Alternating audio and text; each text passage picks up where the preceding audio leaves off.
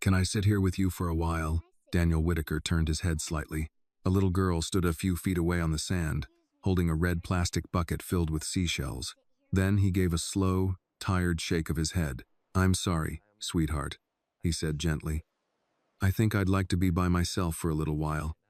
I just need some quiet time. But thank you for asking. The girl nodded politely. Okay. Daniel expected her to walk away, but instead, she stepped a little closer and carefully sat down in the sand beside him, leaving a respectful space between them. She placed the bucket down and looked out toward the ocean just as he had been doing. Daniel glanced sideways at her. You heard what I said, right? He asked softly. I did, she replied. The girl swung her feet lightly in the sand. My mom says when someone feels really sad, she said thoughtfully, it helps if they're not alone. Daniel exhaled quietly. He didn't respond. Sometimes, she continued, having one friend sit with you and talk makes the empty feeling smaller. Daniel rubbed his hands together slowly. I appreciate that, he said. But I'm not very good company today. That's okay. She turned her head and looked at him with calm seriousness. You still look like someone who shouldn't sit alone. Daniel didn't answer. The girl reached into her bucket and gently poured its contents onto the sand. A small pile of seashells scattered between them. She began arranging them carefully. My mom also says, the girl added, that when people feel lonely, having someone sit with them makes them feel less empty inside. Daniel watched her for a moment. What are you making? He asked. A house. She pressed a white shell into the sand. For the ocean. Daniel raised an eyebrow. For the ocean? She nodded as if it made perfect sense. Sometimes the ocean gets lonely too. Daniel stared at the tiny shape forming in the sand. Something about the sentence tugged unexpectedly at his chest. The girl leaned forward and traced a small path in the sand with her finger. Then she looked up at him again. Can I ask you something? Daniel hesitated. What? Why are you sad? Daniel blinked.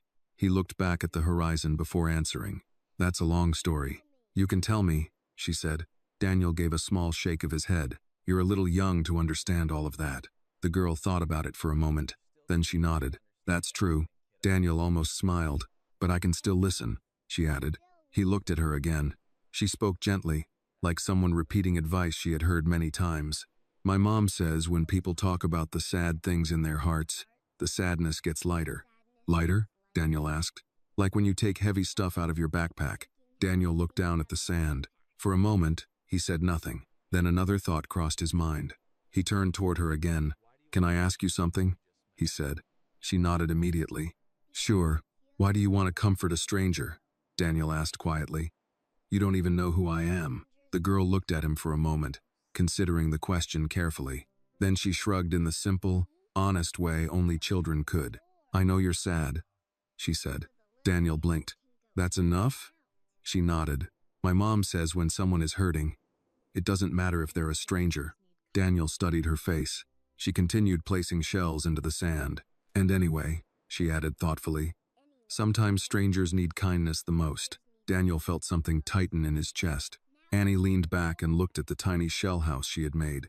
Now it has a door, she said proudly. Daniel looked down at it. A memory surfaced suddenly. A beach decades ago. A pink plastic shovel. His younger sister Emily kneeling beside him, explaining why their sandcastle needed a door so people could come back home. The memory struck so sharply that Daniel had to look away. His eyes stung. He covered them briefly with one hand. The tears came quietly. Annie moved a little closer and placed another seashell on the sand. My mom says grown-ups cry when their hearts get too heavy, she said gently. Daniel looked at the small shell-shaped house. Then he bent down and picked up a flat seashell lying near his shoe. He pressed it carefully into the sand beside the others. Annie's face brightened immediately. See? She said happily. Now it's stronger. Daniel let out a slow breath. For the first time since the message had appeared on his phone, the crushing pressure in his chest eased just a little. Farther up the beach, a woman's voice called out. Annie? The girl turned quickly. I'm here, Mom. Daniel looked up as a woman walked toward them from the boardwalk path. She moved with calm alertness, the posture of a parent who had been watching carefully from a distance. Annie waved. Daniel wiped the corner of his eye quietly. The woman approached and gave an apologetic smile. I hope she wasn't bothering you. Daniel looked down at the tiny shell house in the sand. Then he shook his head. No, he said softly. Actually, she helped more than she knows. A gentle wave rolled toward the shore, touching the end of Annie's little sand path before retreating again into the endless ocean. Marianne looked surprised. Well, she said, glancing at her daughter. That sounds like Annie. Annie beamed proudly and brushed sand from her hands. Mom, we're building a house for the ocean, she explained. For the ocean? Marianne repeated. Yes, Annie said very seriously. Sometimes it gets lonely. Marianne laughed softly and turned back to Daniel. She has a habit of making friends with everything. That's not a bad habit, Daniel said. For a moment they all stood quietly while a wave rolled in and stopped just short of the little sand path Annie had drawn. Marianne crouched beside her daughter. Did you ask the gentleman if he wanted to help? Annie nodded enthusiastically. He already did. She pointed at the shell Daniel had placed beside the others. Marianne looked at it and then back at him. Well, thank you for being patient with her. It wasn't patience, Daniel said after a small pause. It was good timing.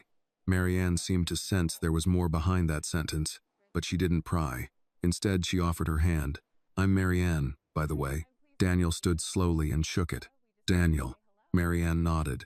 Nice to meet you. Annie tilted her head and looked between them. You didn't say your last name, she told Daniel. Daniel smiled faintly. That's true. He hesitated only a moment before adding, It's Whitaker. Daniel Whitaker. Marianne's expression shifted slightly. Not dramatically, but just enough that Daniel recognized the moment of recognition. Most adults eventually placed the name. Oh, she said quietly. I've heard of you. Daniel gave a small shrug. Most people have if they read business news. Annie blinked up at him. You're famous? Daniel chuckled softly. Not the fun kind. Annie thought about that. My teacher says famous people are just regular people who get talked about a lot. Daniel smiled. That's probably the most accurate description I've heard.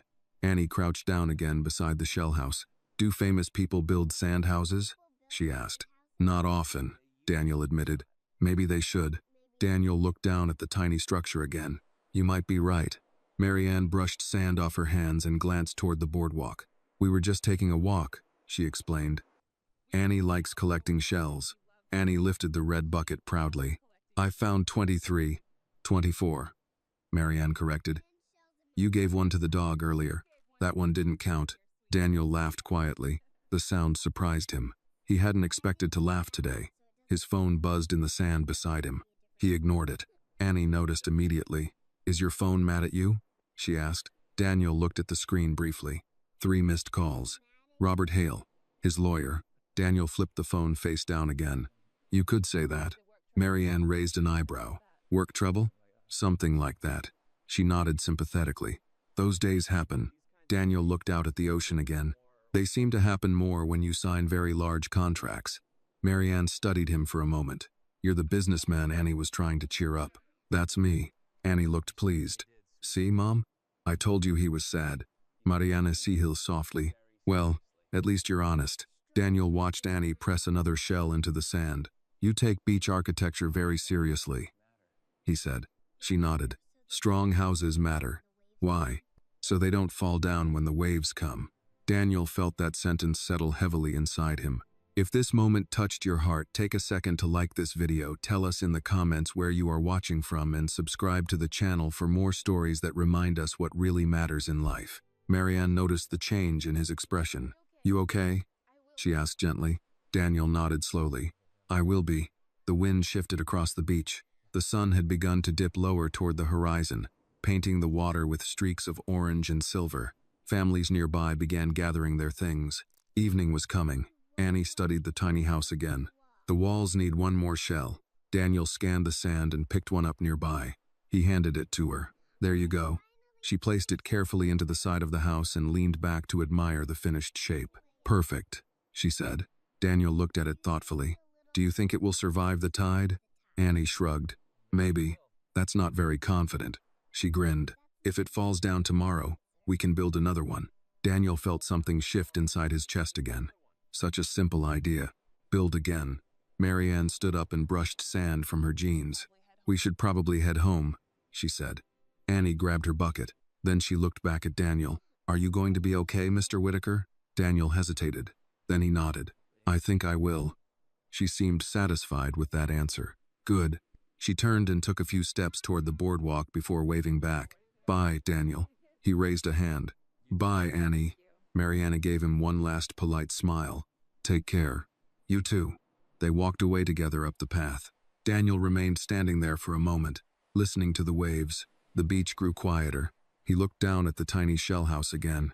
Daniel picked up his phone. Robert Hale's name still glowed on the screen.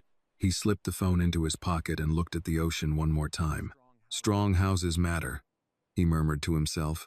Then he turned and began walking toward the boardwalk. Daniel had driven less than 10 minutes before his phone started ringing again. This time he answered, Robert. His lawyer did not bother with hello. Where the hell have you been? Daniel kept one hand on the steering wheel as he eased his black SUV onto Pacific Coast Highway.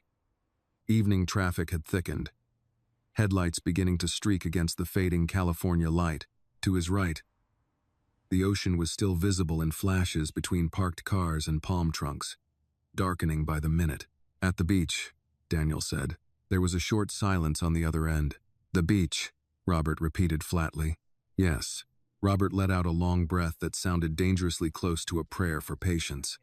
Daniel, I have spent the last hour trying to keep your executive team from tearing each other apart. Your CFO is in panic mode. Investor Relations wants a statement before Asian markets open, and half the board is already asking whether Victor Lang set this up from the beginning. Daniel's jaw tightened. He did. Another silence. You're sure? I'm sure enough to say it out loud. Robert's voice lowered immediately, shifting from irritation to focus. Then turn around and get to the office. I've got copies of the revised contract, the email trail we could recover, and enough red flags to make me physically ill. Daniel merged into the left lane. I'm on my way. You sound strange. Daniel almost smiled. I had an unexpected conversation. With whom? A 6-year-old. Robert said nothing. Daniel added, she was smarter than most people in my boardroom. That earned a tired huff of laughter. Good. Maybe bring her to the emergency meeting. By the time Daniel reached downtown Los Angeles, the city had fully shifted into night. Glass towers reflected the last violet traces of sunset. Restaurant patios glowed warm against the cooling air. Traffic lights flickered over long lines of brake lights and impatient drivers. Whitaker Ventures occupied the top 11 floors of a sleek tower in Century City. All steel, glass, and immaculate control. Normally, the building made Daniel feel powerful. Tonight, it looked like a machine waiting to judge him. He parked in the private underground garage, rode the elevator to the 31st floor, and stepped out into a reception area that was far too bright for the kind of day he'd had. A few assistants were still at their desks, speaking in lowered voices. Heads turned when he walked in. People stood straighter. Screens were minimized. The air changed. That part of power had always exhausted him. Robert Hale was waiting outside the conference room, tie loosened, reading glasses low on his nose, one hand wrapped around a paper cup of coffee that had probably gone cold an hour ago.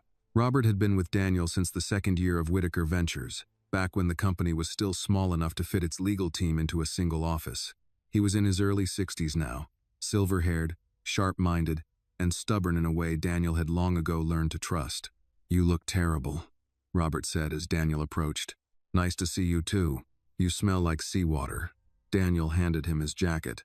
That would be because I was at the beach. Robert stared at him for one beat, then opened the conference room door. Inside, the atmosphere was worse than Daniel expected.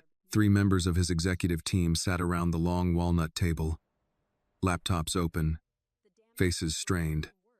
Financial models glowed across the wall monitors. Red numbers everywhere. Loss projections, exposure charts, headlines already forming in digital news feeds along the right-hand screen. Daniel did not sit immediately. He walked to the far end of the table, set both hands against the polished surface, and looked at the projections. How bad? He asked. His CFO, Linda Marquez, answered first. If Lang Capital forces the current interpretation of the liability clause, we absorb almost the entire infrastructure overrun. That means immediate losses in the 9 figures and potentially more if creditors decide we concealed material risk. We didn't conceal anything, Daniel said. That won't stop them from saying it. His head of investor relations, Sam Bennett, leaned forward. The market won't wait for nuance. There's already chatter online that Whitaker got greedy. If we don't control the narrative by morning, Victor will. Daniel turned to Robert. Show me. Robert tapped a key on his tablet, and one of the wall screens shifted to a marked-up contract. Section 14, Robert said. The revised risk allocation language. It was inserted in the final round and disguised as a harmonizing amendment tied to municipal compliance. Your outside team reviewed it against the earlier draft but didn't flag the cross-reference buried in Appendix C. Linda spoke through clenched teeth. Because Appendix C was moved. Robert nodded. Exactly. On purpose. Daniel stared at the screen. The legal language was elegant in the most poisonous way. Smooth, technical, and crafted to be missed by anyone not specifically hunting for a knife. Victor had not won by force. He had won by patience. Daniel felt the old anger rise again, but now it was clearer, colder, more useful. Who else has seen this? He asked. Just us, Robert said. And I'd like to keep it that way until we decide whether we're negotiating, litigating, or preparing for war. Sam muttered. It's already war. Daniel finally took his seat. The leather chair felt unfamiliar tonight, as if it belonged to a man he had been this morning and wasn't quite anymore. He looked around the table. Linda, fierce and precise, who had worked 80-hour weeks for him and missed more family dinners than any person should. Sam, smooth under pressure, though sweat was gathering at his temples now. Robert, who had once told Daniel that the most dangerous moment in any empire was when the man at the top began believing he could no longer be touched. Maybe this was that moment. Daniel leaned back slowly. Victor wants panic, he said. He wants us loud, reactive, divided, and scared enough to accept his version of rescue. Linda nodded. That sounds right. So we don't give him that. Sam frowned. We still need a statement. You'll get one, Daniel said. But not tonight. Tonight we gather facts. Robert studied him. What changed? Daniel looked at the contract again but saw, for a brief and impossible second, a tiny shell doorway set into wet sand. Strong houses matter. If it falls down tomorrow, we can build another one. He almost laughed at himself. What changed, he said quietly, is that I remembered panic doesn't build anything. It only tears down what's left. Linda exchanged a glance with Robert. No one spoke. Daniel straightened in his chair. I want every communication between Lang Capital and our legal review team pulled by midnight. I want a timeline of every version of this contract. I want to know who touched Appendix C, who approved the last-minute changes, and whether Victor made similar moves in any of his prior developments. Robert nodded. Already started. Good. Linda, freeze any optional transfers tied to the redevelopment project. Sam, draft a holding statement for release at 6 a.m. Nothing defensive. Nothing emotional. We say we are reviewing newly surfaced contractual issues, and will address investors once that review is complete. Sam typed quickly. Understood. Daniel paused, then added, and no anonymous quotes to press. Nobody leaks. Nobody speculates. The room settled. Not calm, exactly, but steadier. Direction had a way of doing that. After another 40 minutes of task assignments and damage control, the meeting finally broke. Linda left first, still talking into her phone. Sam headed for his office to begin drafting statements. Robert remained behind, gathering papers into neat piles. Daniel stood by the window, looking down at the city lights. From this height, Los Angeles looked almost peaceful. Robert came to stand beside him. You really did go to the beach, he said after a moment. I really did. And a 6-year-old made you philosophical. Daniel glanced at him. You'd have liked her. Robert smiled faintly. What was her name? Annie. And what exactly did Annie say that got through all that expensive executive armor? Daniel looked back at the city. She told me sometimes strangers need kindness the most. Robert was quiet for a few seconds. Smart kid. She built a shell house for the ocean. Robert nodded as if that made complete sense. Naturally.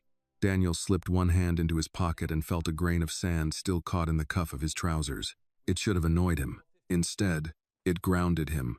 For the first time all evening, he allowed himself to imagine tomorrow not as an ending, but as the beginning of a fight. And somewhere beneath the legal language, the headlines, and the damage estimates, that thought carried something dangerously close to hope. Daniel Whitaker woke before the alarm. For a few seconds, he lay still in the quiet darkness of his bedroom, staring at the ceiling as the faint blue glow of early morning slipped through the curtains. His mind was already moving, assembling problems before the day had even begun. Victor Lang, the contract, the press, investors, damage control. It all came back immediately. Daniel sat up slowly and rubbed his eyes. The ocean air from the evening before still lingered faintly in his memory, the sound of waves, the smell of salt, the small shell house pressed into the sand, and a little girl's voice. If it falls down tomorrow, we can build another one. Daniel exhaled and swung his feet onto the floor. He had built companies from scratch before. Rebuilding was not the frightening part. The frightening part was discovering who had been quietly setting the fire. By the time Daniel arrived at the Whitaker Ventures Tower again, the city was fully awake. Traffic crawled along Century Park West. Delivery trucks rumbled past coffee shops already filled with early commuters. Inside the office, the mood had shifted from shock to controlled urgency. Screens flickered with spreadsheets. Assistants moved quickly between desks. The quiet hum of crisis management had begun. Robert Hale was already inside the conference room again, sleeves rolled up, reading glasses on, surrounded by printed pages and legal binders. "You slept?" Robert asked, without looking up. "Barely." "Good. That means you're still human." Daniel dropped his briefcase onto the table. "What did we find?" Robert slid a stack of documents toward him. "Enough to confirm your suspicion." Daniel flipped through the pages.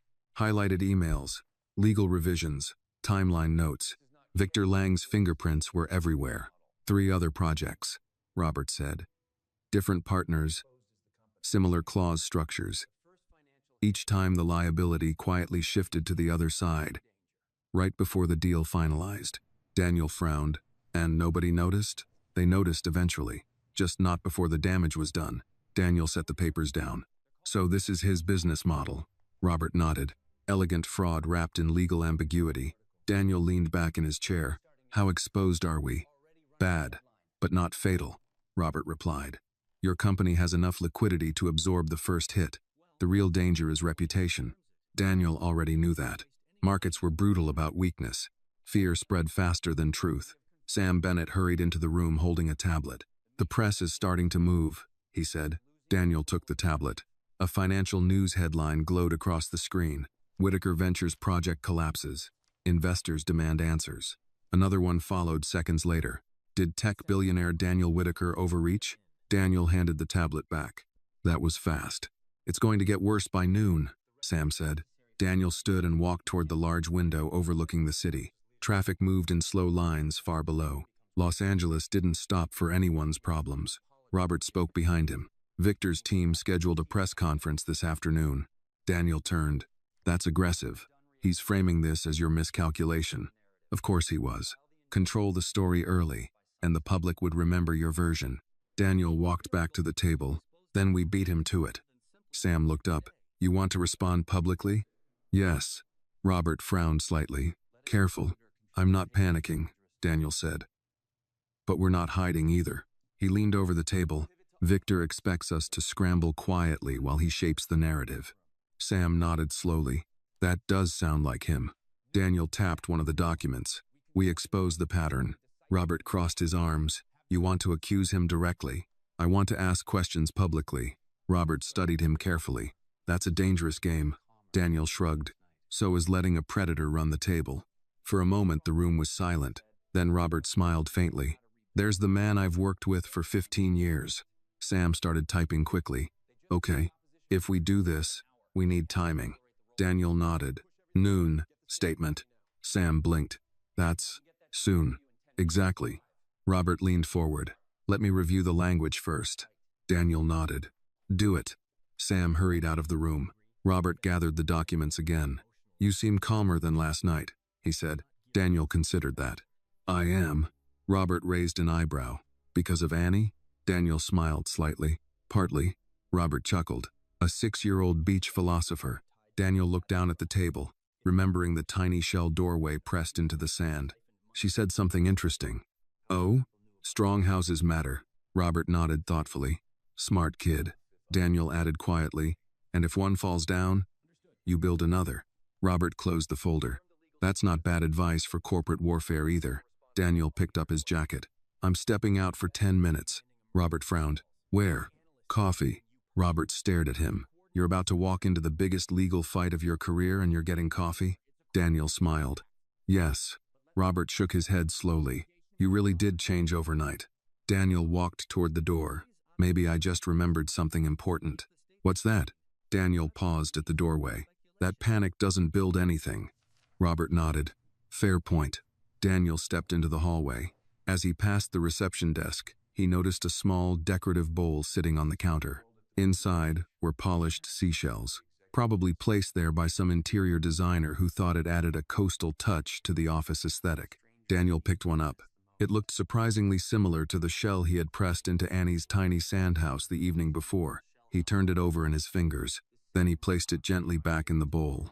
Outside, the California sun was already climbing into a clear blue sky. Daniel Whitaker stepped into the morning with a steady mind and a fight ahead of him. And somewhere along the Santa Monica shoreline, a small shell house was still facing the ocean. By 11:30, Whitaker Ventures no longer felt like a company. It felt like a bunker. Assistants moved quickly and spoke in lowered voices. Phones rang, stopped, rang again. News alerts flashed across screens in reception. Somewhere down the hall, someone dropped a stack of folders, and the sharp slap of paper hitting tile made two junior associates jump like a gun had gone off.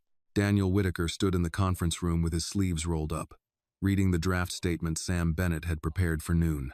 It was clean, controlled, cautious, too cautious. He read the final paragraph again, then handed the page back. This sounds like we're apologizing for being attacked, Daniel said. Sam took the page with a tight expression. It sounds like we're being legally careful. Robert Hale, seated at the far end of the table with his glasses halfway down his nose, looked up from the file he'd been annotating. Sam isn't wrong. Daniel walked toward the windows and stared down at Century City shimmering under the noon sun. Everything below looked orderly. Cars moved. Pedestrians crossed. Valettes opened doors. Lunch reservations were kept. Deals were made. The city always looked clean from high enough up. He had spent most of his life living at that height. Now he was starting to wonder how much rot he'd missed by doing so. I'm not asking for reckless, he said at last. I'm asking for spine. Sam shifted his weight. Then tell me what you wanted to say. Daniel turned. He didn't answer right away. On the screen behind them, a financial network had placed Victor Lang's headshot beside his own, the chyron beneath it already sharpening the story into something simple and cruel. Whitaker faces questions after failed coastal deal. Victor, with his silver hair, disciplined smile, and old money stillness, looked every inch the composed statesman of capital, a man who had probably already chosen his tie for the afternoon press conference. Daniel knew men like Victor. They weaponized calm. They let other people look emotional, unstable, guilty. Not this time. He went back to the table and braced both hands against it. I want this in the statement, he said. We have identified significant irregularities in final contract revisions associated with the redevelopment agreement. We are conducting an immediate review of those changes and of related transactions. Until that review is complete, we will not speculate, but we will not be silent. Sam typed quickly, then glanced up. That's stronger. That's the point. Robert tapped a pen against the table. The word irregularities gives us room. I can live with that. Daniel nodded. He had learned long ago that language mattered most when the ground was moving under your feet. Sam cleared his throat. And if they ask whether Lang Capital intentionally concealed material risk, Daniel's face hardened. Then I say we are investigating every possibility. Robert watched him for a long moment. You're ready to make this public. Daniel looked at him. I'm ready to stop acting like silence is dignity. That landed in the room harder than he'd intended. Sam glanced down. Robert said nothing. For just a second, Daniel heard Annie's voice again, soft and certain beneath the sound of the surf. Sometimes strangers need kindness the most. Funny, he thought, how the mind chose its anchors. In the middle of market chaos and legal warfare, what kept returning to him was not strategy, but a little girl placing shells in the sand as if small acts still mattered. Maybe they did. Maybe that was the whole problem with men like Victor Lang. They believed only large things mattered. Money, leverage, headlines, control. They forgot what ordinary people remembered instinctively. That trust was built one small choice at a time, and betrayal began the same way. Sam's phone buzzed. He checked it and looked up immediately. Victor's team just advanced the press conference. 12:15. Daniel checked the wall clock. 11:38. Of course they did, Robert muttered. Sam was already moving toward the door. I'll send the statement in 10. 5, Daniel said. Sam gave a tight nod and disappeared into the hallway. Robert remained seated, studying Daniel the way he sometimes did in the old days, when Whitaker Ventures was just 4 ambitious people in borrowed office space, and Daniel was still young enough to confuse exhaustion with invincibility. You know what Victor wants, Robert said. Daniel did not look away from the windows. Yes, he wants you angry. I am angry, I know, but he wants you publicly angry. Defensive. Sharp. Just controlled enough to look arrogant, and just emotional enough to look guilty. Daniel slipped one hand into his pocket. A grain of sand, somehow still trapped there from the beach, pressed against his fingertips. He closed his hand around it. I'm not giving him that. Robert leaned back. Good. Daniel turned from the glass. What else? Robert opened a separate folder. We found 2 shell companies tied to a trust in Nevada. Both intersect with contractors on Victor's last Phoenix project. The money trail isn't complete yet, but if it connects the way I think it does, he's been moving risk and skimming margin through back channels for years. Daniel let out a low breath. How many people knew? Hard to say. Robert removed his glasses. Enough to build the structure. Not enough to stop it. Daniel nodded slowly. That sounded right too. Corruption rarely required an army. Just a few people willing to look away while someone confident did the stealing. His office phone lit up, then his cell, almost at the same moment. He checked the screen. Linda Marquez. He answered immediately. Linda.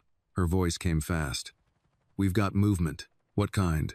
3 institutional investors just requested emergency calls for this afternoon, but that's not the real problem. One of Victor's analysts is feeding language to reporters that implies you personally pushed the final revisions after internal objections. Daniel went still. That's a lie. I know it's a lie. Robert was on his feet now, reading Daniel's expression. Linda continued. There's more. They're hinting this isn't just bad judgment, it's ego. Overreach. Founder syndrome. The usual poison. Daniel closed his eyes for 1 second. There it was. Not just attack the deal, attack the man. If the public could be made to believe this was Daniel Whitaker finally brought low by his own arrogance, then every future defense would sound like pride refusing to die gracefully. It was elegant. It was vicious. And it was exactly the sort of thing Victor would do before lunch. When do the calls start? Daniel asked. 2 p.m. I'm trying to hold them. Hold them. He ended the call and looked at Robert. They're going after credibility. Robert's jaw shifted. Then we answer with facts. Daniel laughed once, without humor. Facts are slower than accusation. Yes, Robert said evenly. But they last longer. For a moment, neither man spoke. Outside, a helicopter moved across the skyline. Sun flashed across nearby glass. Somewhere in the office, a printer started spitting out pages at machine gun speed. Daniel suddenly felt very tired. Not the physical sort of tired, though that was there too. This was older than that. The exhaustion of realizing how many years he had spent mastering growth, expansion, acquisition, while leaving softer things underdeveloped discernment. Maybe. Humility. The ability to see danger before it put on a silk tie and sat across the table smiling. He thought of Annie again. You don't have to tell me everything. But I can sit here with you anyway. There had been no performance in her kindness. No agenda. No calculation. Just the stubborn human instinct to sit beside pain instead of stepping around it. Daniel wondered when adults forgot how to do that. Sam returned with a final printed copy of the statement. Ready. Daniel took it, read it once, and this time did not change a word. Send it. Sam left again. Robert watched him. You're thinking about something. Daniel folded the paper neatly and set it down. I'm thinking, he said, that Victor built his whole life like a man who believes nobody will ever look under the floorboards. Robert's mouth twitched. That's a good line. I'm not trying to be poetic. No, Robert said, reaching for his coffee. "But you're getting there." At 12:03, the statement went live. Within 90 seconds, screens across the office began updating. Anchors changed tone. Articles refreshed. Analysts posted reactions. Whitaker Ventures, the same company that had looked cornered an hour earlier, had now publicly signaled that the collapse might not be incompetence after all. It might be sabotage.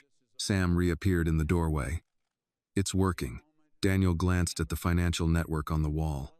One anchor was already revising her language. Newly identified irregularities. Questions now turning toward the contract process. If Whitaker can substantiate, not victory, not even close, but movement. A crack in the version of reality Victor had hoped to install before anyone could object. Robert checked his watch. 12:15. On the center screen, Victor Lang stepped behind a podium in a polished press room 2 miles away, looking calm, grave, and perfectly prepared. Daniel folded his arms and watched. Victor adjusted the microphone. "Good afternoon," he began, his tone full of regret so expensive it almost glittered. "Let me first say how disappointed I am by the recent developments surrounding this project." Daniel's eyes narrowed. The war had officially started. Victor Lang looked exactly the way men like him always looked when they were about to lie in public, with sorrow arranged neatly across the face and confidence tucked beneath it like a hidden blade. Daniel stood motionless near the conference room screen, arms folded, while Victor adjusted the microphone and let the room settle around him. Reporters leaned forward. Cameras locked in. The blue backdrop behind the podium carried the logo of Lang Capital and a slogan about building tomorrow responsibly. Daniel almost laughed. Victor lowered his eyes for a fraction of a second, as if gathering himself. "Good afternoon," he said, voice smooth and regretful. "Let me first say how disappointed I am by the recent developments surrounding this project, and by the financial uncertainty now facing employees, investors, and communities that believed in its promise." Sam Bennett muttered under his breath. "He's opening with concern for the little people." Classic. Robert Hale said nothing. He was already making notes. Victor continued. "At Lang Capital, we entered this partnership in good faith. We trusted the process. We trusted the structure. And we trusted the leadership of Whitaker Ventures to carry out the obligations they had expressly agreed to." Daniel's jaw tightened. There it was. Not an accusation blunt enough to be challenged in one sentence. Something subtler. Something polished for television. Whitaker Ventures, leadership, obligations. Point the audience toward guilt and let their own assumptions do the rest. Victor paused, lifted one hand, and gave the crowd the expression of a disappointed statesman. "I do not believe this is a moment for panic," he said. "But I do believe it is a moment for accountability." On the screen behind him, a chart appeared. Selective numbers, carefully framed overruns, highlighted liabilities. Nothing technically false. Nothing honestly true. Daniel stared at it, then reached for the remote and muted the screen. The silence inside the conference room felt heavier than Victor's voice had. Sam turned first. "He's good. He's practiced," Robert corrected.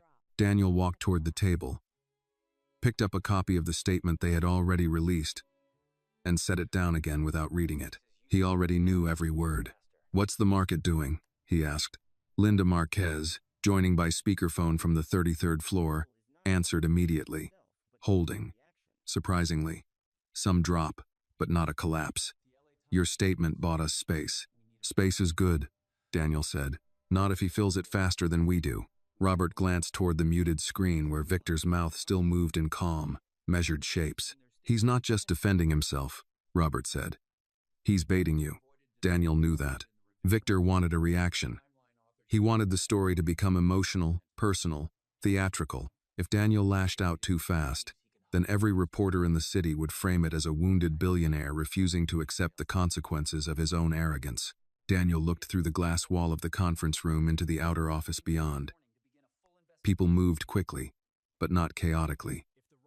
Phones, screens, clipped voices, legal folders. Crisis had a rhythm, and this was now the tempo of his life. He thought, unexpectedly, of Annie's small hands pressing shells into wet sand.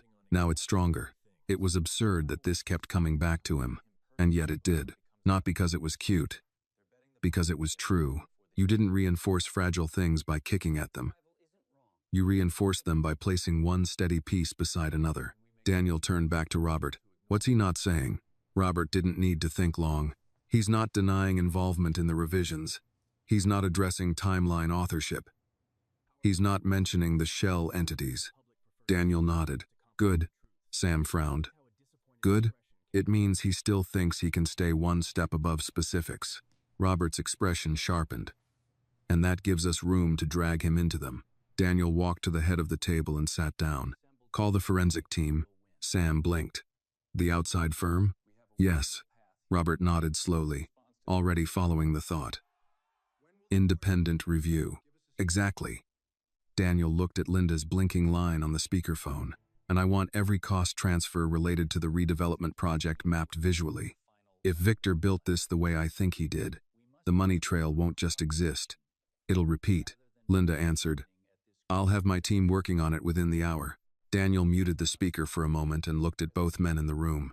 He's counting on two things, Daniel said. First, that he can make this about me before it becomes about the deal. Second, that the public will get bored before the details catch up. Sam nodded reluctantly. He may not be wrong. Then we make the details impossible to ignore. Robert's mouth twitched faintly. There he is. Daniel leaned back in his chair, but there was no comfort in it. He was thinking ahead now. Not just to the next statement or the next interview, but to structure, narrative, evidence. What could be proven, and when? What would matter to the public, and what would only matter in court? Men like Victor survived because they understood a very American weakness. People preferred simple stories to complicated truths. If a powerful man in a tailored suit told the cameras he was disappointed, and another powerful man looked angry in response, most viewers would decide in 10 seconds which one seemed more trustworthy. Facts were slower, but facts, if assembled correctly, could still win. The muted press conference ended. Victor stepped back from the podium to a cluster of shouted questions. One reporter rose above the noise. Mr. Lang, did your team request the final liability language? Victor smiled with elegant patience. I think now is the time for cooperation, not finger-pointing. Daniel unmuted just long enough to hear it, then muted again. Robert let out a low breath. That line alone tells me he's worried. Why? Because innocent men answer the question. Daniel stood again. His office felt too small all of a sudden. The air too conditioned. The windows too sealed. He moved toward the corridor and stopped at the reception desk outside, where the decorative bowl of polished shells still sat beneath soft lighting. He picked one up, white, smooth, ordinary, completely out of place in a billion-dollar office tower. Robert appeared behind him. You really are thinking about that beach. Daniel turned the shell in his fingers. A little girl asked me yesterday why adults are so afraid of things falling apart. Robert waited. She said if something falls down, you build it again. Robert gave a small nod. Reasonable position. Daniel looked at him. What if that's not enough? For business? Robert asked. For life. That earned a longer pause. Robert slipped his hands into his pockets and stared through the lobby glass toward the elevators. Then you figure out whether what fell apart was ever built honestly in the first place. Daniel went still. It was the kind of answer Robert gave only when he wasn't trying to sound wise. And because of that, it landed. Daniel looked down at the shell again. Had he built honestly? Mostly, yes. He believed that. He had worked for what he had. He had carried risk, created jobs, made decisions that built tangible things in the world. But honesty was not just about effort. It was also about sight, about what a man chose not to see when the numbers were good and the growth looked clean. Victor Lang had not entered Daniel's world by force. He had been invited. That truth sat hard in Daniel's chest. His phone buzzed in his pocket. He pulled it out. A text from an unknown number. It read, I don't usually do this, but if you're really looking at Lang's contract history, ask about Phoenix Harbor Phase 2. Someone died trying to stop the overruns. Be careful. Daniel read it twice, then a third time. Robert watched his face change. What? Daniel handed him the phone. Robert read the message, and for the first time that day, even he looked rattled. Could be a crank, Robert said. Could be. But, Daniel slid the shell back into the bowl. But people don't usually invent specific dead bodies when they're bluffing. Robert exhaled slowly. Phoenix Harbor Phase 2, he repeated. I'll have someone pull everything. No, Daniel said. Robert looked up. No interns, no junior staff, no leaks, you and me. Robert's gaze held his for a moment. Then he nodded once. All right. Daniel looked back toward the conference room where screens still glowed with red numbers, statements, and the face of the man trying to bury him in public. The fight had just changed shape. This was no longer only about a failed contract. This was about a pattern, maybe even blood beneath the paperwork. And somewhere under the machinery of the day, Daniel felt the first real spark of something colder than anger and far more useful. Purpose. Daniel did not go home that night. By 8:30, most of Whitaker Ventures had emptied out, the polished hallways settling into the eerie quiet of a building designed for power but not for exhaustion. Cleaning crews moved discreetly through the outer offices with rolling carts and low voices. Downtown lights shimmered beyond the glass, cold and distant, reflecting back at him from every window, like a city that preferred money to truth. Inside Daniel's private office, the lamps were dimmed. His tie lay tossed across the back of a chair. The top button of his shirt had been undone for hours. On the low table by the window sat 2 cups of coffee, both going cold. Robert Hale stood with his reading glasses low on his nose, scanning documents on a tablet while Daniel leaned against the edge of his desk, arms folded, staring at a printed project file marked Phoenix Harbor Phase Ec. The anonymous text sat between them like a lit fuse. Someone died trying to stop the overruns. Be careful. Robert lowered the tablet slightly. I pulled the public filings, archived reporting, old permit records, and internal notes from the Phoenix development. At first glance, it looks exactly like every other overbuilt coastal project from the last 10 years. Daniel looked up. At first glance, Robert nodded. At second glance, it looks worse. He walked over and set the tablet on the desk, then slid a printed timeline toward Daniel. Phoenix Harbor was positioned as a mixed-use waterfront revitalization project. Affordable units, public walkways, environmental compliance, all the usual language. Land Capital came in late, reshaped the financing structure, then cost estimates started moving. Daniel scanned the page. Revised contractors, delayed reporting, reallocated funds, design amendments, emergency adjustments. So where's the death? He asked. Robert pointed to a single highlighted name near the bottom. Ethan Cole. Daniel frowned. Who was he? Project Risk Analyst. 34. Former Army Corps of Engineers consultant. Hired 6 months before construction escalated. Robert flipped to another page. According to internal reporting, Cole raised written concerns about structural shortcuts, contractor substitutions, and undocumented transfers tied to shoreline reinforcement. 2 weeks later, he was dead. Daniel straightened. How? Officially, Robert said. Single car accident outside Mesa at 11:40 p.m. Driver fatigue suspected. Daniel's silence deepened. And, unofficially? Robert took off his glasses and rubbed the bridge of his nose. Unofficially, there were rumors at the time that he'd been preparing to escalate concerns beyond his immediate chain of command. But the story died fast. Local coverage. No major follow-through. Family asked for privacy. Daniel stared at the name again. Ethan Cole, 34 years old, a man with a job title bland enough to disappear, a death tidy enough not to interrupt anyone's quarterly reporting. He felt something cold slide beneath his ribs. Not shock exactly. Not yet. Recognition. This was how powerful men survived. Not by making problems vanish completely, only by making them vanish long enough. Robert looked at him carefully. Daniel. He didn't answer. Robert's voice sharpened just slightly. Don't leap ahead of the facts. Daniel let out a slow breath. I know, but he also knew this much. Anonymous texts rarely came from nowhere. People stayed quiet for years, then cracked open over one detail, one headline, one public lie too many. Maybe Victor's press conference had pushed somebody over the edge.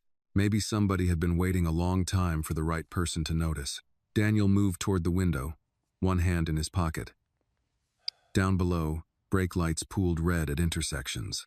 Somewhere out there, people were eating dinner, folding laundry, arguing over bills, helping children with homework, watching late local news with the volume too loud, real life, untouched by legal language and executive warfare.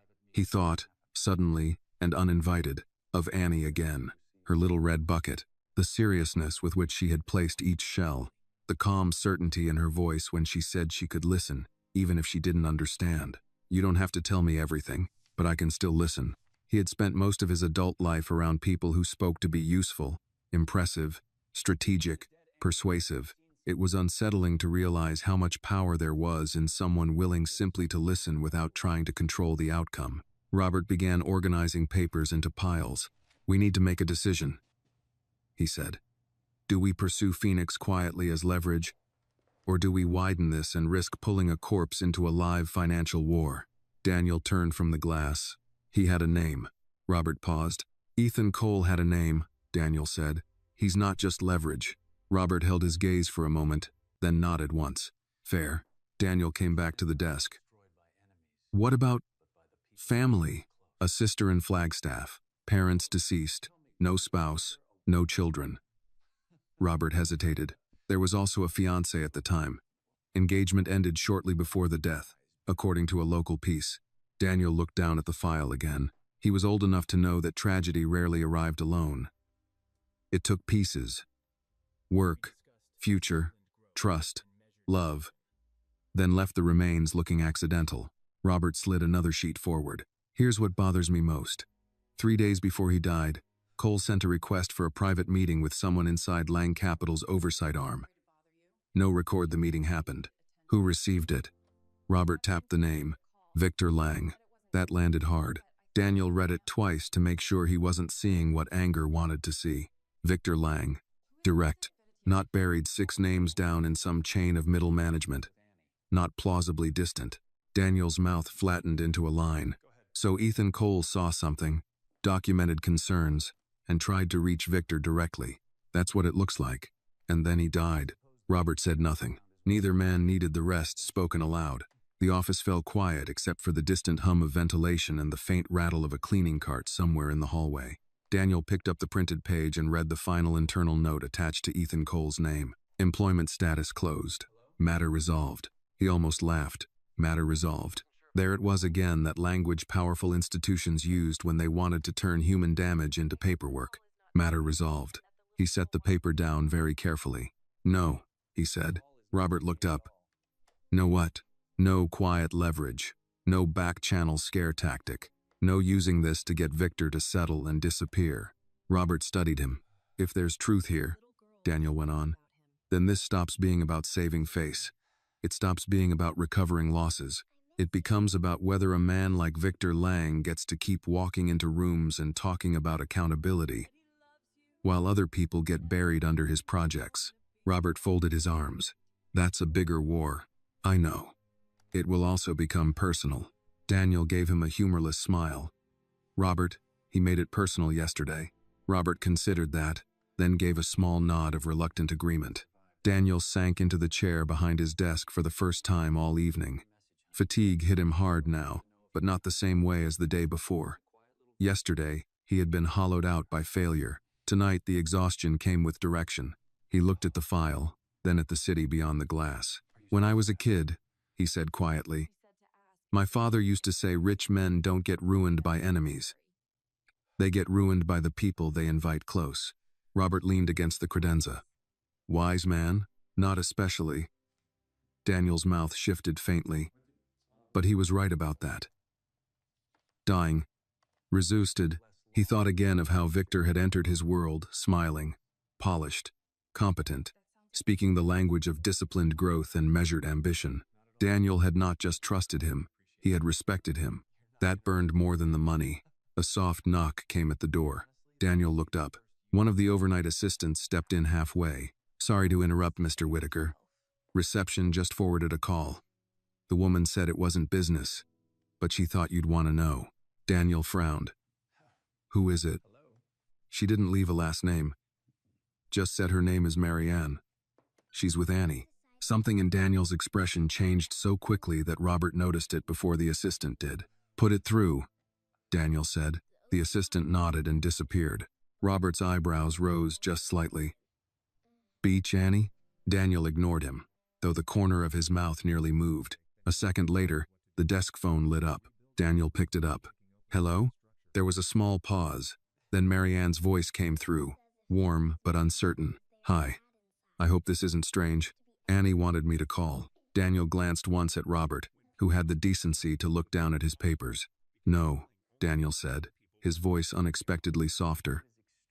It's not strange. In the background, he could hear a child's muffled excitement.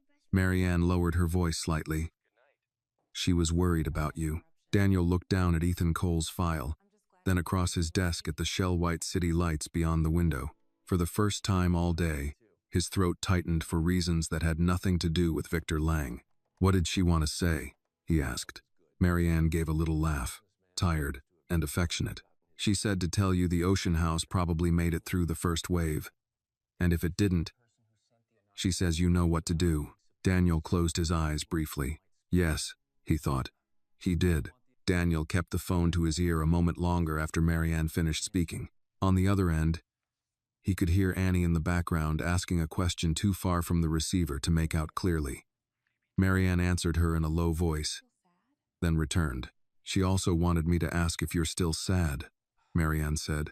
Daniel let out a breath that was almost a laugh. That direct, huh? She believes efficiency is kindness. Something in that line warmed the cold office air around him. Daniel glanced across the desk at Robert, who was pretending not to listen and failing badly. I'm less lost than I was yesterday, Daniel said. That sounds like progress. It might be. There was a small pause. I hope I'm not interrupting, Marianne said. I know you're probably busy. Daniel looked at the files spread out under the lamplight. Phoenix Harbor. Ethan Cole. Lang Capital. Numbers and names and legal rot. You're not interrupting, he said. Actually, this may be the first useful conversation I've had in hours. That earned a soft laugh from her. In the background, Annie's voice rose again, more insistent this time. Marianne sighed with fond surrender. All right, hold on. She wants to say it herself. A brief rustle followed. Then Annie's small voice came bright and immediate through the line. Hi, Daniel. Daniel sat back in his chair. Hi, Annie. Mom said not to keep you too long because grown-up work calls are boring. Robert looked up at that. Daniel turned slightly away so he could smile in peace. She's not entirely wrong. I just wanted to tell you something, Annie said. I'm listening. The Ocean House probably got wet. Annie informed him seriously. But maybe not all the way broken. That's good news. And if it did break, she added, you already know what to do. Daniel's gaze drifted to the dark window. Yes, he thought. Build again. Except rebuilding, he was beginning to understand, sometimes meant tearing open the old foundation first.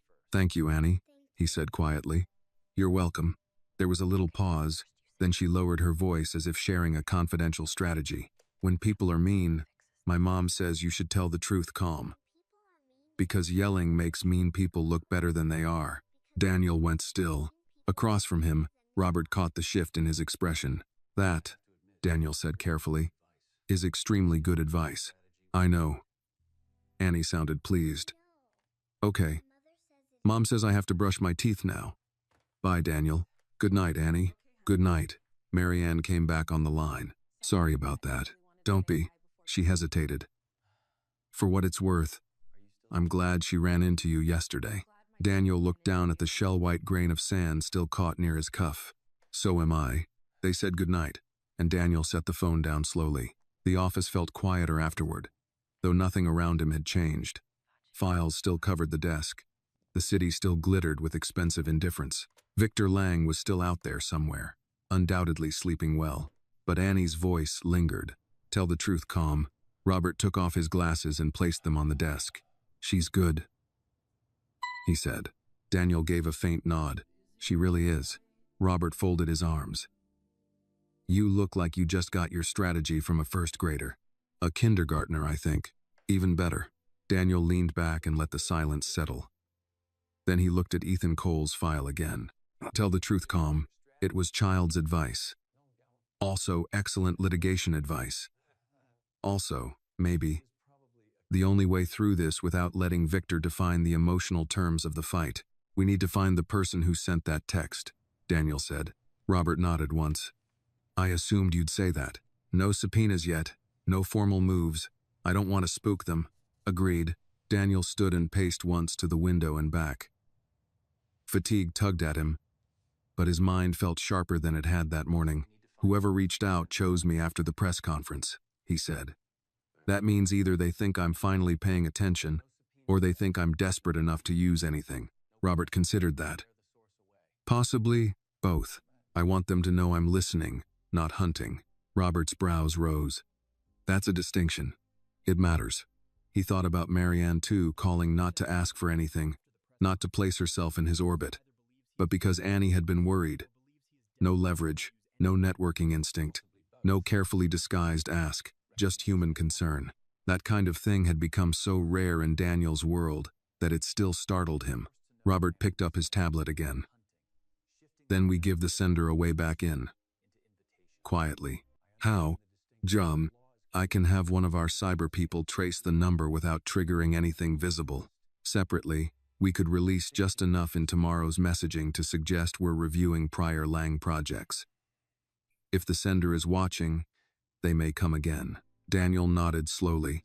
Do it. It was nearly 10:30 when Robert finally left. Daniel remained alone another half hour, reading through old Phoenix material until the words blurred. At last, he shut the file, gathered only what he needed, and went home. His house in Brentwood sat behind gates and hedges, and the sort of tasteful exterior wealth that was designed not to boast too loudly. Inside, it was immaculate in the way homes became when no one truly lived in them during daylight. Clean lines, neutral colors, quiet rooms arranged by professionals. A kitchen stocked by staff. Art selected because it signaled discernment.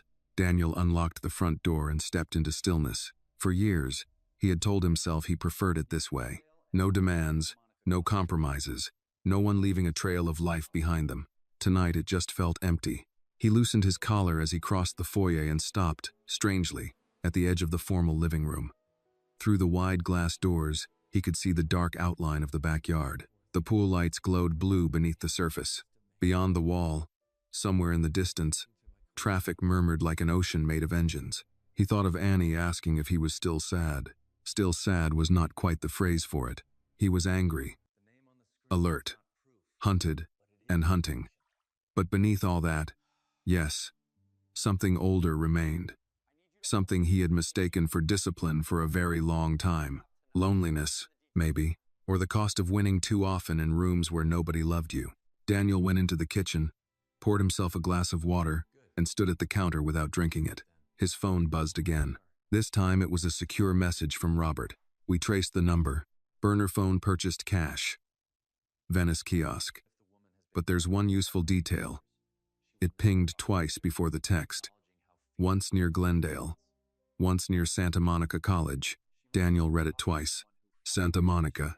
His mind moved immediately not to Victor, not to the office, but to the beach, to shells, to Annie and Marianne, to the strange fact that in the middle of corporate sabotage and buried death, the only place that had felt honest in the last 48 hours was a stretch of sand where a 6-year-old had decided he looked too sad to sit alone. Another message followed, also found something else. Ethan Cole's former fiancée now teaches part-time at a community college extension program in Santa Monica. Name, Rachel Levin. Daniel set the water glass down. There it was, not proof, but direction. He called Robert immediately. Robert answered on the second ring. I knew you'd call. Rachel Levin, Daniel said. Yes, tomorrow. That was my thought. Daniel looked through the glass doors into the dark backyard.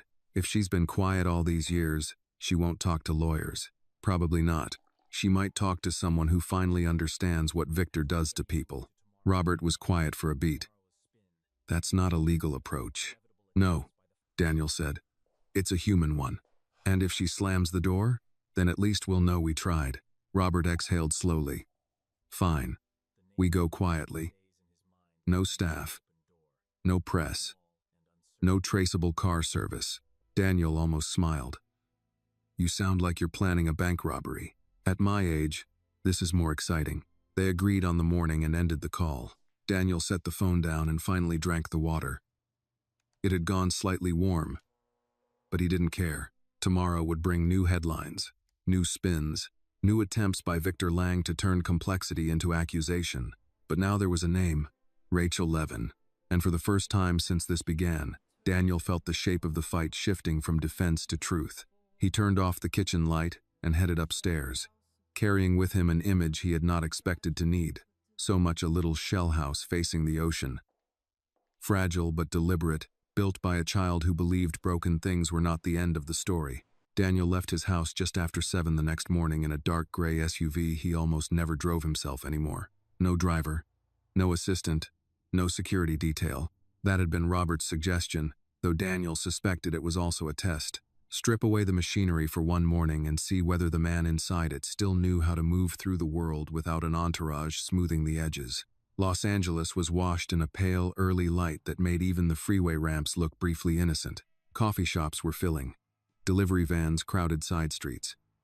Joggers moved along tree-lined sidewalks in expensive headphones, sealed inside private soundtracks. Daniel drove west first, then cut south toward Santa Monica, keeping one eye on traffic and the other on the address Robert had texted before sunrise.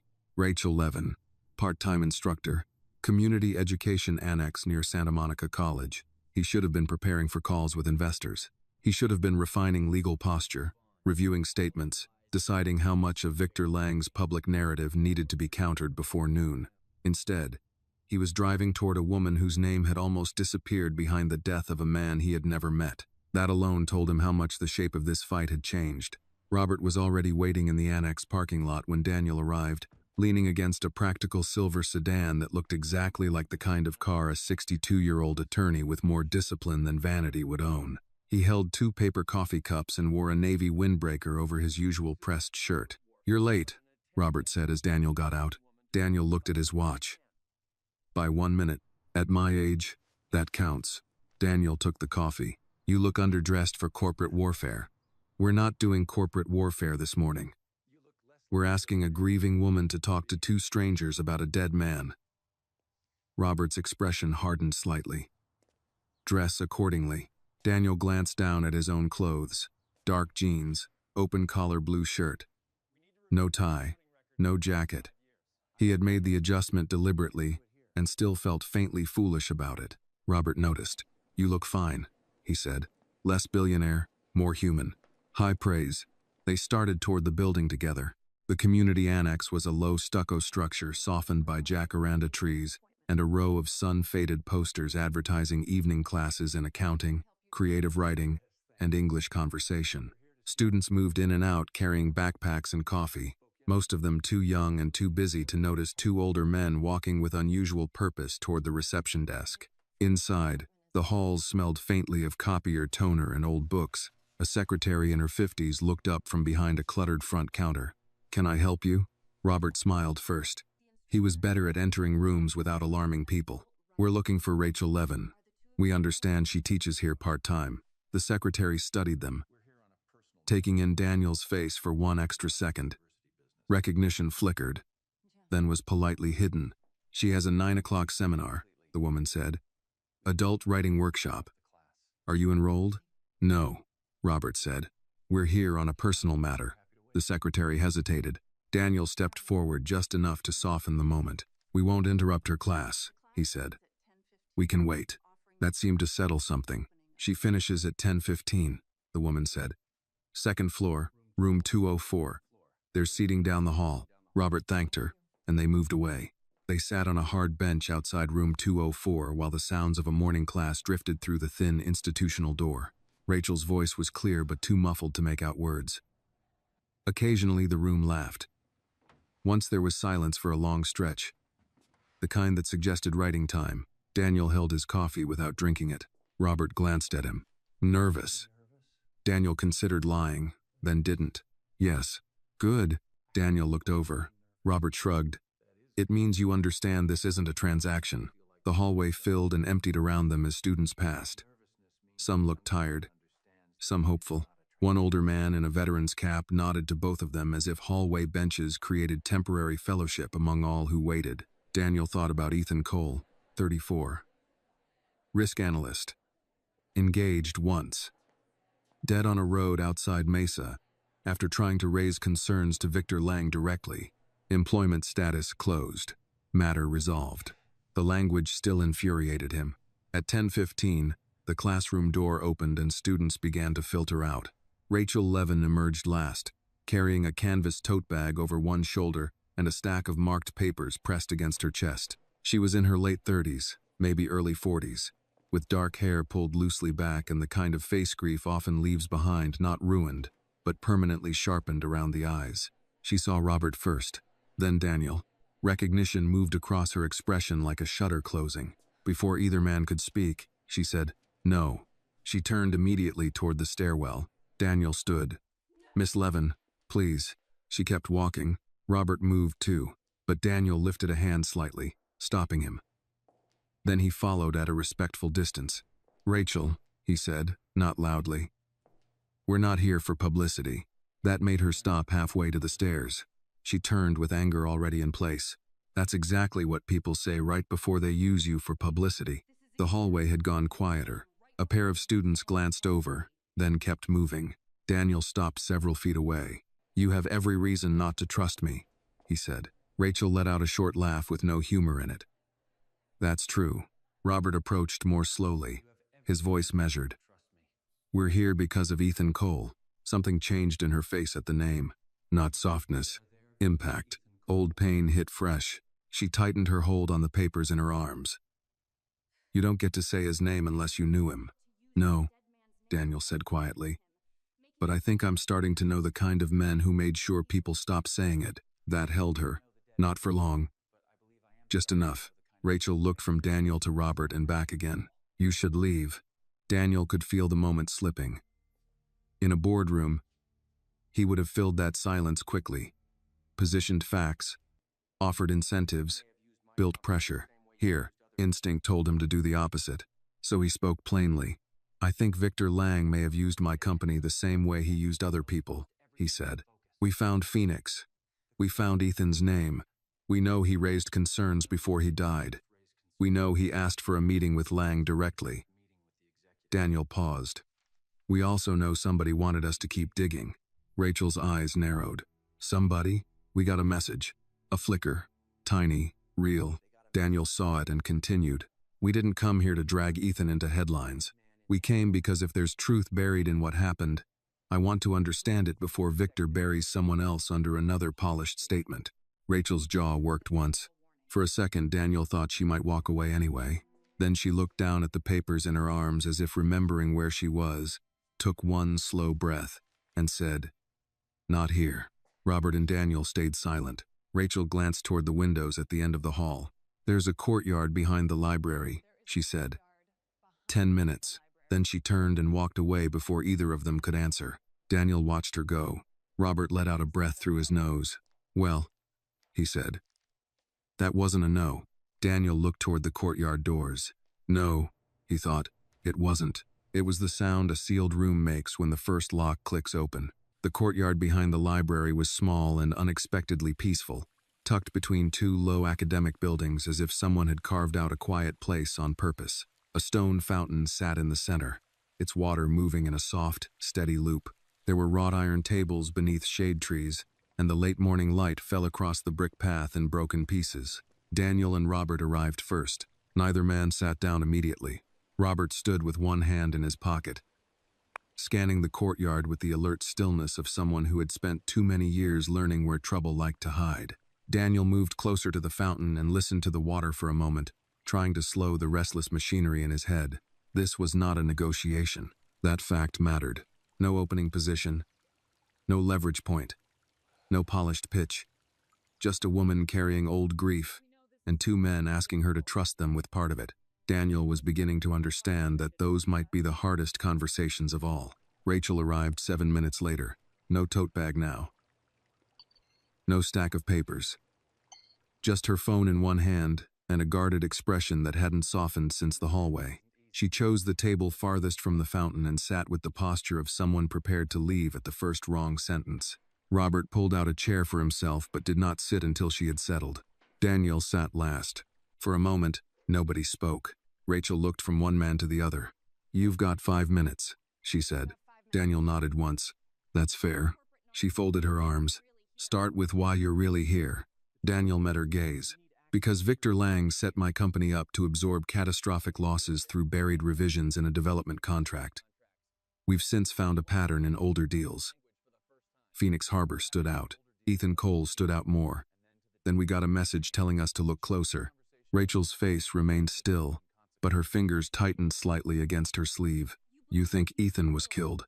It wasn't phrased as a question. Daniel answered carefully. I think he saw something dangerous. I think he tried to raise it. I think he died before he could finish. Rachel looked at Robert. And you? Robert's voice was calm and spare. I think there are enough coincidences around Phoenix Harbor to justify concern. I also think concern isn't proof. We're here because you may know the difference. Rachel gave a small, bitter nod. At least you're honest. A breeze moved through the courtyard, stirring the branches overhead. Somewhere beyond the library wall, a maintenance cart beeped in reverse. The ordinary sounds of a weekday morning pressed gently around the table, almost indecent beside the subject sitting between them. Rachel looked down at her hands. Ethan was not paranoid, she said at last. That matters. Daniel said nothing. She went on. He wasn't dramatic. He wasn't a conspiracy guy. He believed in systems, structure, data. If something was wrong, he documented it. That was who he was. Her mouth tightened. It was one of the things I loved about him, and one of the things that made him impossible to live with when he got locked onto a problem. There it was. The shift from resistance to memory. Daniel recognized it not from romance, but from grief in general. Once a person began describing the dead as themselves again, not as a case file, not as a tragedy, but as a person you listened and stayed out of the way. Rachel looked toward the fountain. We were engaged for 8 months, she said. He was good, thoughtful, quiet in public, funny in private. The kind of man who remembered how you took your coffee and which songs made you leave a room because they reminded you of your mother. Her voice caught very slightly, then steadied. When he got hired onto Phoenix Harbor, he was proud of it. He thought it meant stability, bigger projects, better future. We were talking about buying a house. Daniel felt something twist in his chest. A house. There it was again. That image refusing to stay symbolic. The thing everyone thought they were building. Safety. A future. Somewhere to return to. Rachel leaned back a little, as if distance might help. Then he changed. Robert spoke gently. How? At first, just stress. Long hours. More silence. Then he started saying strange things. She looked at Daniel. Not strange in a crazy way. Strange in a frightened way. Daniel held her eyes. What things? Rachel took a breath. That numbers were moving after approval. That invoices didn't match site realities. That material substitutions were being hidden inside emergency variance requests. That shoreline reinforcement budgets were being routed through consultants nobody could explain. She gave a short, humorless laugh. I teach writing now. Back then I was engaged to an engineer who spent dinner sketching cost trees on napkins because he couldn't understand where millions of dollars were disappearing. Robert nodded slightly. Did he say Victor Lang's name?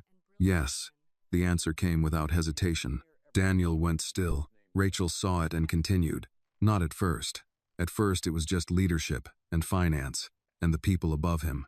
Then one night he came home after a meeting and said, "It goes higher than I thought." Those were his exact words. Daniel spoke quietly. When was that? About 2 weeks before he died. The fountain water continued its soft, indifferent cycle.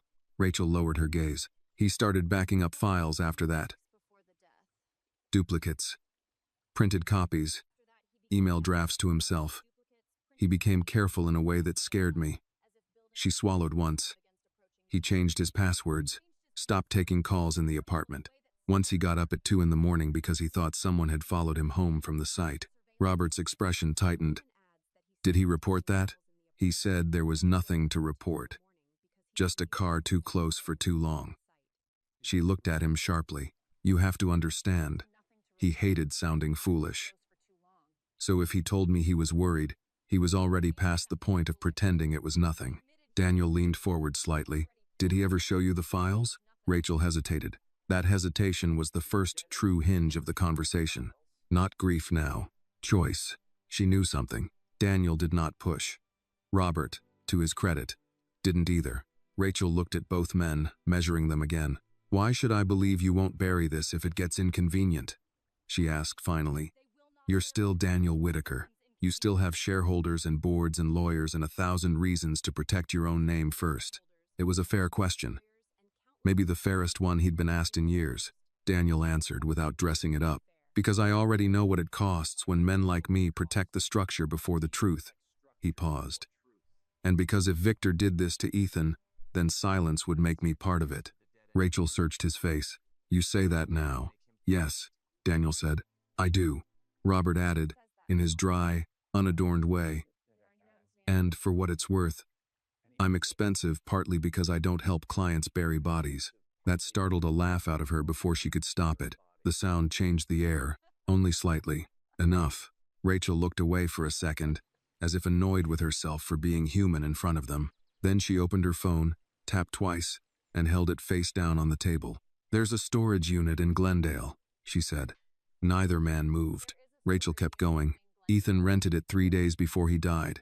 He told me it was for backup in case the system failed.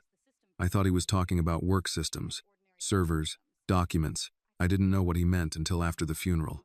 Daniel's pulse kicked once, hard. "Did you go there?" She nodded. "Once, 2 weeks later." Her voice grew quieter. "I was too wrecked before that. Too angry. Too tired. I found a banker's box, a flash drive, and a notebook. I took the notebook home. I left the rest." Robert's brows rose. "Why?" "Because by then I'd already had 2 men in suits come ask polite questions that didn't feel polite. One from Phoenix Harbor Legal. One who said he was with an insurer. Neither one asked what Ethan had found. They asked whether he'd been under stress." Her eyes sharpened. "You understand the difference?" Daniel did. One line searched for truth. The other prepared a story. "What was in the notebook?" he asked. Rachel looked at him for a long moment. "Enough to make me stop believing he died by accident." The courtyard fell silent around them. Not literally. The fountain still moved. A door opened somewhere behind them. Far off, someone laughed. But at the table, the world narrowed. Daniel understood, with the cold clarity that sometimes comes right before the ground gives way, that they had just stepped across another line. This was no longer suspicion. Now it was evidence waiting to be touched. Rachel did not hand them the notebook in the courtyard. Daniel understood why before she said a word. "I didn't bring it with me," she said, her hand still resting on her phone. "I'm not careless, Mr. Whitaker." "Daniel," he said automatically. She gave him a look that made it clear names were not the point. "I kept it because it was the only thing that felt like Ethan still had a voice," she said. "Not because I trust men with expensive watches and legal teams." Robert nodded once, unoffended. "That's sensible." Rachel stood, and for a second Daniel thought she was ending the conversation. Instead, she looked down at both men and said, "If I show you what he wrote, and if I tell you where the storage unit is, this stops being a theory. Do you understand that?" Daniel rose too. "Yes. It also stops being safe." "I know." Her expression sharpened. "No, I don't think you do. Unsafe is not a press conference. Unsafe is not a bad quarter. Unsafe is not watching investors question your judgment on television. Unsafe is realizing a man you loved died, scared, and that people with polished shoes spent the next month trying to make his fear sound like instability." Daniel took that in without flinching. She was right. There were different kinds of danger in the world, and men like him had the luxury of confusing them. Rachel looked at Robert next. "And if this turns into strategy instead of truth, I walk. If Ethan becomes leverage, I disappear." Robert's reply came quiet and immediate. "That won't happen." It was the tone, Daniel thought, more than the words. No flourish. No lawyer's silk. Just an old man making a promise in a plain voice. Rachel studied him, then gave the smallest nod. "My apartment is 15 minutes from here," she said.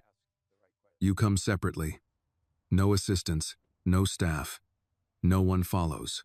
Daniel almost said he understood the risk of that, then stopped himself. She did not need reassurance from him.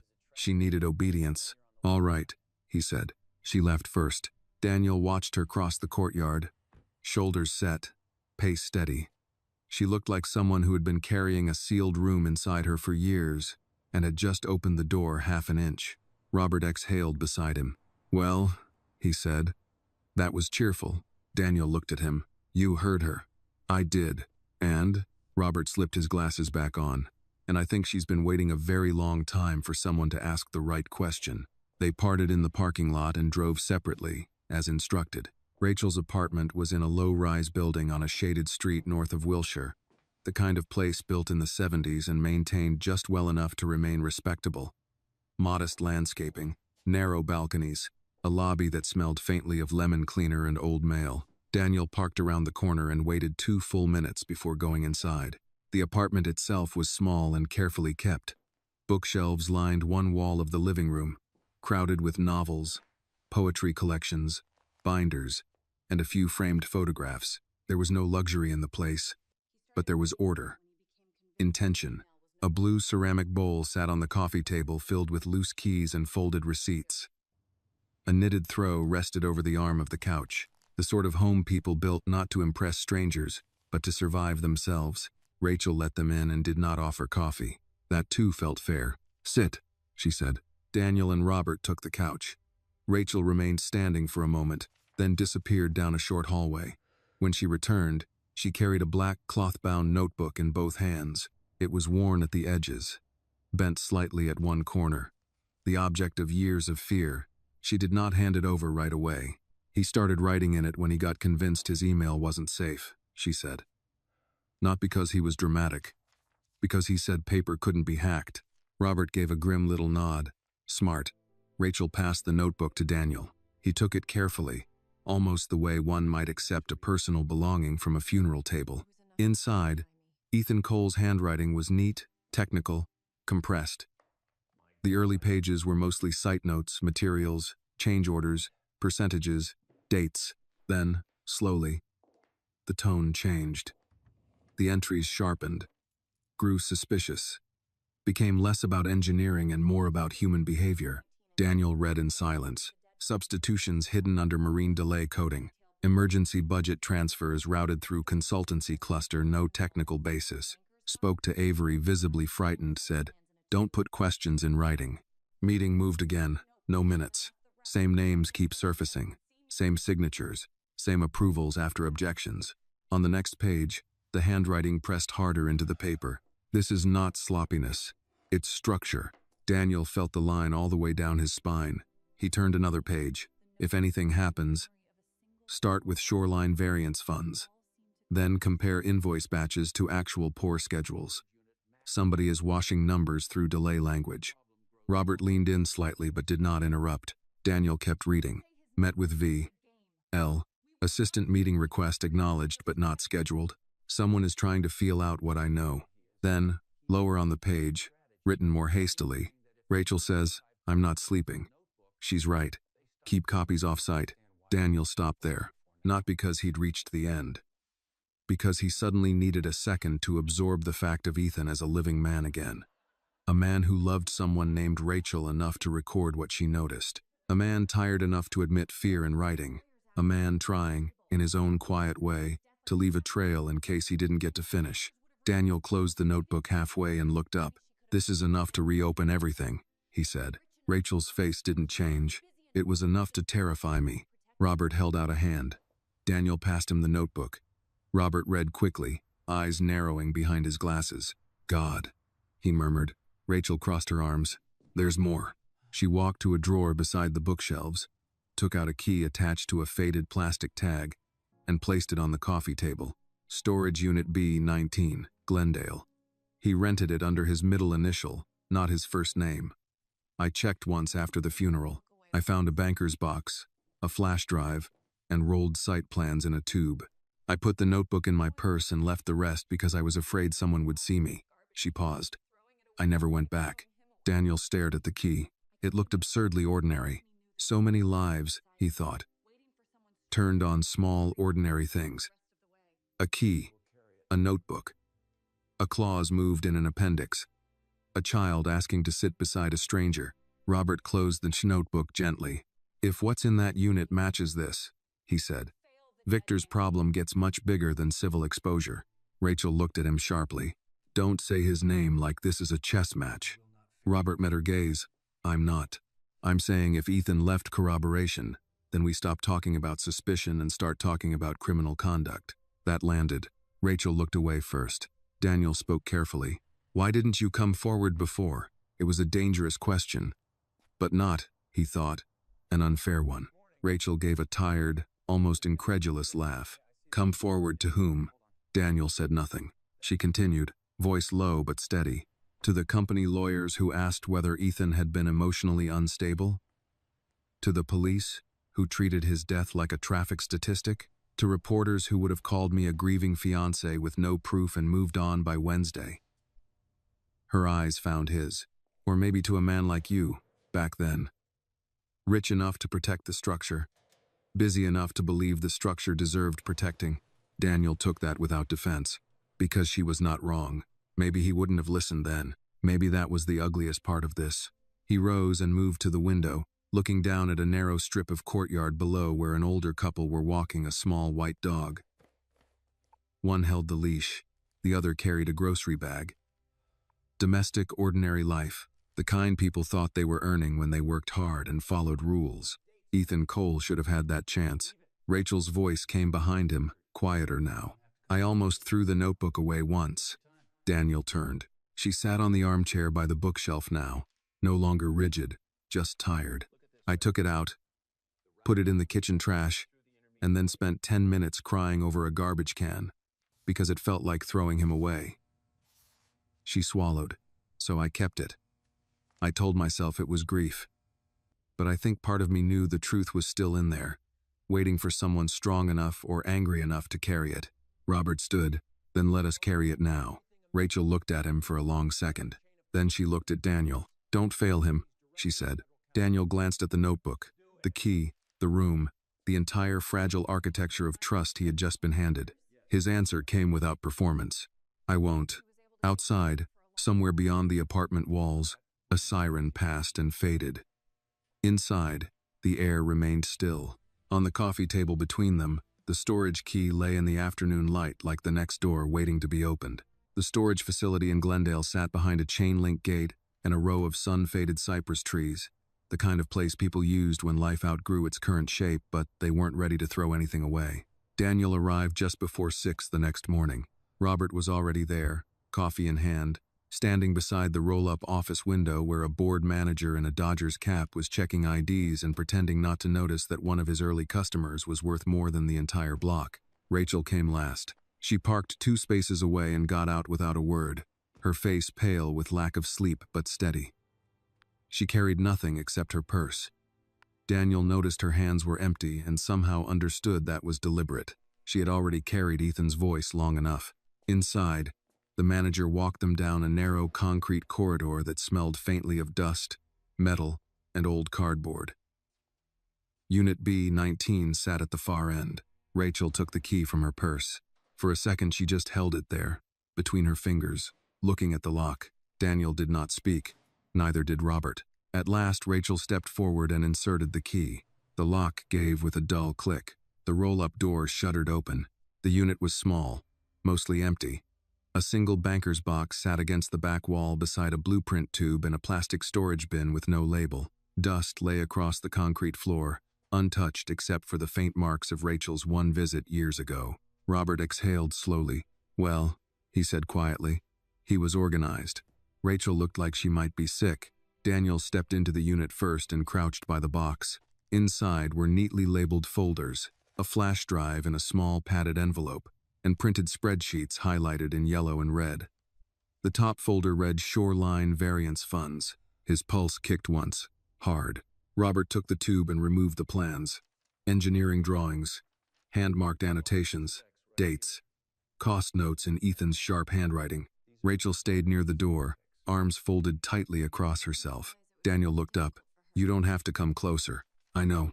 But after a moment, she did anyway. Robert opened one of the folders and went very still. Daniel. He turned the page so both could see.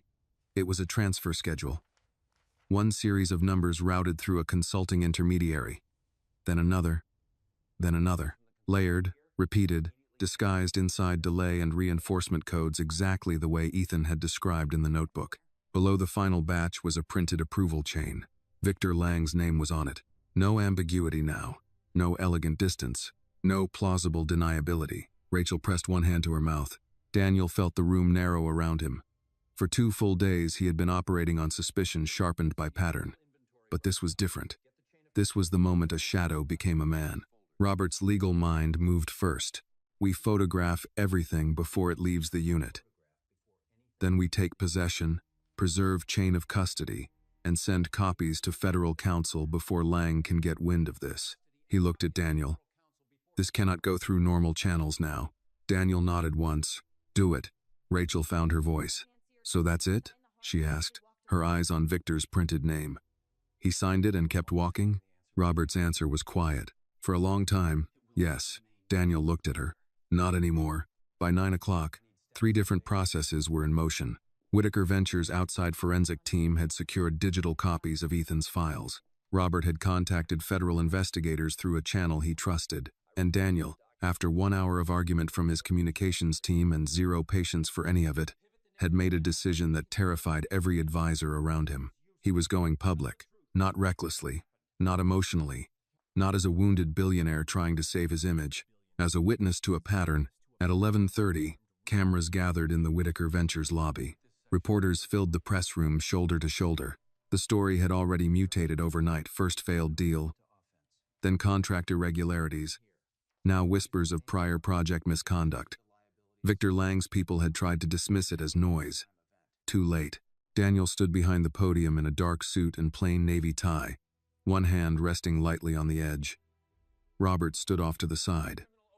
Linda Marquez sat in the front row with a face like carved granite. Rachel had refused the stage but agreed to remain in the room. Daniel looked out at the cameras and thought, absurdly and vividly, of Annie on the beach. Tell the truth, calm. So he did. Good morning, he said. 2 days ago, this story was framed as a failed business deal. It is no longer that simple. The room went still. Daniel continued without hurry. Since identifying irregularities in the final revisions of our redevelopment contract, my team has uncovered evidence indicating a broader pattern of concealed financial manipulation connected to prior Lang capital projects. This morning, that evidence was provided to the appropriate authorities. Questions exploded before he finished the sentence. He lifted one hand, and the room quieted just enough. I'm going to say something that matters more than market fallout, he said. A man named Ethan Cole raised concerns years ago on one of those projects. He documented what he saw. He tried to be heard. He died before that happened. No one moved. Not even the cameras seemed to breathe. Daniel looked straight into them.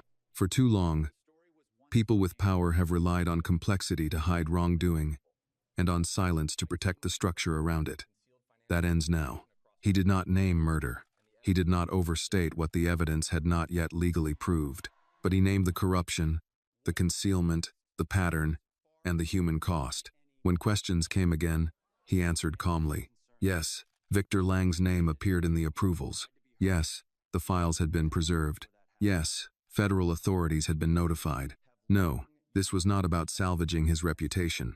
Then one reporter, older than the rest, stood and asked, Mr. Whitaker, why come forward now? Daniel paused. Because a child reminded me what honesty sounds like, he thought. What he said was, because delay is one of the ways injustice survives. By sunset, Victor Lang was no longer holding press conferences. Federal investigators had executed document preservation orders. Lang Capital's stock was in free fall. 2 former project consultants had already requested legal representation. Anonymous sources who had once whispered to reporters were now calling them back with names attached, and Ethan Cole's name was no longer buried in local archives. It was everywhere. Late that afternoon, when the legal calls slowed and the cameras moved on to their next frenzy, Daniel drove back to Santa Monica. The beach was quieter than the first evening. The light was warmer. The tide was lower. He found Annie exactly where he hoped he might, near the dry sand, crouched over another construction project with her red bucket beside her. Marianne sat on a blanket a short distance away with a paperback in her lap, looking up as Daniel approached. Annie spotted him first. Daniel. She sprang to her feet and waved both arms as if he were an old family friend and not a man who had spent the day dismantling a financier on live television. Daniel smiled, really smiled, and walked toward her. "What are you building this time?" he asked. "A better one," Annie said. He looked down. A fresh shell house stood in the sand, wider and stronger than the first, with thicker walls and a shell-lined path leading straight to the water. Annie placed one final shell at the doorway, then sat back on her heels and looked up at him. "Did you fix your problem?" Daniel glanced toward Marianne. She was watching quietly, understanding more than Annie could yet know. He looked back at the little house. "Not all of it," he said. "But I fixed the part that needed truth." Annie seemed to consider that carefully. Then she nodded. "That's the most important part." Daniel lowered himself into the sand beside her, expensive trousers and all. He helped her press another shell into the wall. Annie grinned. "See?" she said. "It stays up better when more than one person builds it." Daniel looked out at the ocean, then back at the small house facing it. For the first time in a very long while, the future did not feel like a fortress he had to defend alone. It felt like something gentler, something truer, something built, shell by shell, by the people brave enough to sit beside what hurts and tell the truth anyway. The tide would come. It always did. But this time, Daniel thought, watching the little house glow in the late light, he finally knew the difference between losing something and rebuilding it right. The story reminds us that kindness, truth, and courage often begin with the smallest actions. A simple moment, a child offering comfort to a stranger, can change the direction of someone's life. Annie's innocence reminded Daniel that real strength is not found in wealth or power, but in choosing honesty when it is difficult and standing up for those who no longer have a voice. The story also shows that injustice can hide behind complex systems and powerful people, but it cannot survive forever when someone decides to tell the truth. In the end, the message is simple yet powerful. One act of compassion can awaken courage, and when people stand together for what is right, even the strongest walls of corruption can fall. This video is a work of fiction created with the assistance of artificial intelligence. All characters, events, and situations are not real and do not represent any actual people or true stories. The content is intended for storytelling and emotional illustration only.